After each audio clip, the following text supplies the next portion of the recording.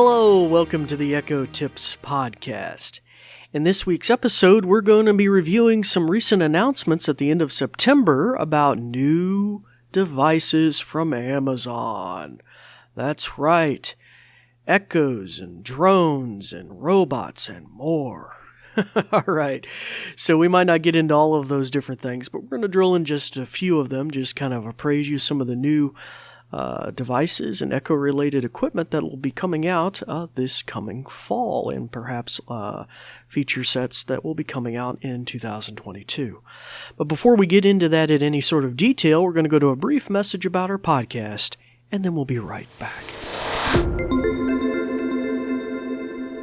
This episode is brought to you by the New Vision program at Goodwill. We're also grateful for the kind use of WVTF Studios. New Vision is a program of Goodwill that provides information services and assistive technology training to individuals with visual impairments living in Southwest Virginia. Goodwill Industries of the Valleys is a nonprofit organization serving the New River, Roanoke, and Shenandoah Valleys of Virginia. Goodwill's mission services help individuals with disabilities and disadvantages to get back to work and gain greater independence. These shows are provided for educational purposes. This podcast may not be retransmitted, sold, or reproduced without written permission from New Vision. Well, hello again, and welcome back to the Echo Tips Podcast. As I mentioned earlier, we're going to be discussing some of the new announcements from Amazon just recently, last week, I believe it was around September 27th. About a whole bunch of new devices and features that were coming out on the Amazon Echo line of devices, and a variety of the devices that are somehow usually connected to that part of the home environment. We're not going to be able to drill into all of these, maybe just two or three today. But anywho, I'd like to welcome our new listeners to the podcast. My name is David Ward. I'm an assistive technology instructor with the New Vision program at Goodwill. And at the tail end of the episode, I'll mention some ways you can reach out or find out more about what I'm doing. To our returning listeners, we'd like to welcome you guys back. It's good to have you with us here today. And often these kind of episodes like this are very informative, and some of the most popular that I usually highlight is when there's new devices out, new gadgets. All right, so let me just drill into this. If you want to find a really good breakdown of this, and I might even mention the A-Lady name, so I might shut my Echo's ears off.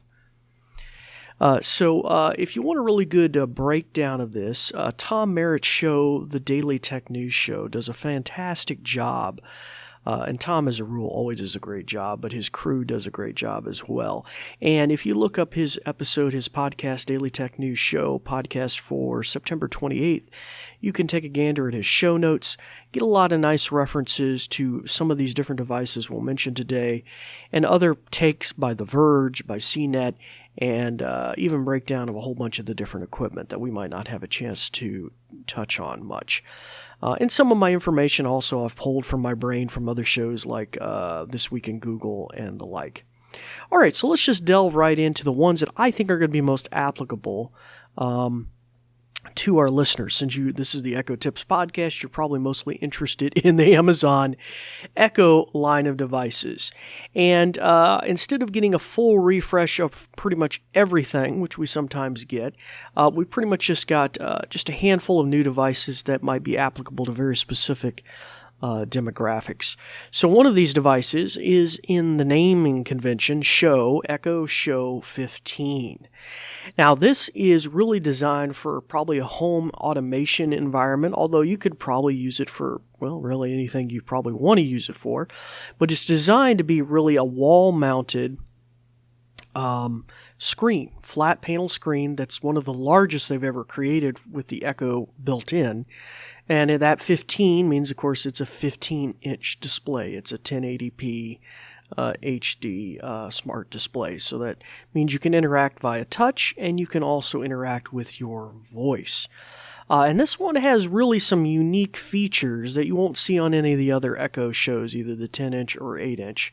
And so we're going to break down some of that too. But form factor wise, it was really designed to be wall mounted, and of course I believe there's a stand option. I don't know if at this point we know whether You got to pay extra for those or not, but you can go look at the listing on Amazon right now, and I think you can sign up to buy it as soon as it's available or something like that. It is listed on Amazon's website now. This runs around $249, and I think you're going to find that that's a pretty amazing bargain, considering that's usually the going price for, I think, a 10-inch Echo Show. Now, I imagine it's not going to have the speaker capability. It's just a thin wall mount, kind of a device, so it isn't going to probably be able to rumble your room, kind of like maybe the bass and different things on your traditional Echo Shows could. But it has a very specific feature set. So with that 15-inch screen, what does it really allow you to do? Well, for some of my students that are disabled and use magnification and things like that, that might be really cool because you could blow things up maybe really bigger. I haven't looked into it, but historically, everything that Amazon is releasing in this category has these built-in accessibility tools for magnification and even for screen readers, the voice view screen reader they use. So I would imagine this isn't any different. But to our general listeners, what do you do with that big 15-inch screen? Well, about half of the screen, if I'm reading right here in the breakdown from the Daily Tech News Show, and looking at their website as well, about half of the screen is devoted to the typical screen that you would see on an Echo Show. It's kind of a rolling carousel with different news items and different things popping up. And I would imagine some sort of backdrop or the like that. Where it really gets interesting is the new feature sets. Since that's not really new, what do they do with the other half of the screen? The other half of the screen can be devoted to widgets that you customize and choose. So those widgets might involve shopping lists, to-do lists, your calendar, your weather for your locality. It could be other smart home controls, maybe security cameras and other devices you can tap into, or your washer, your dryer, if it's smart devices, whatever kind of things that might be in that ecosystem that you can connect to. And we can only imagine with the new Matter standard coming out in 2022 that these sort of devices very likely, and you might want to dig into the info on this, will probably be supporting that. It's probably in the press release that that's supported, but I would encourage you to dig into that. But yeah, those kind of widgets can appear there and be customized to your liking. And so that's kind of pretty cool. So let's see. Let me dig down through here a few more other things. Of course, we're going to be seeing some more skills and other things developed with this new 15-inch screen in mind. Now, the obvious thing is, too, you can also use it connected to the security cameras and things like that. I believe it mentions here a picture-in-picture mode, so even if you were watching another show or doing something else, I believe you can get a pop-up of your security camera, somebody's at the front door or whatever, there was motion detected, that kind of thing. So that's pretty cool. Also, Amazon announced future support for TikTok, and I believe also Sling TV and other things. Those in general, I believe, will be coming to the whole line of smart displays, just not this particular one, but the whole line of those kind of devices. All right, now this is where it gets kind of really cool.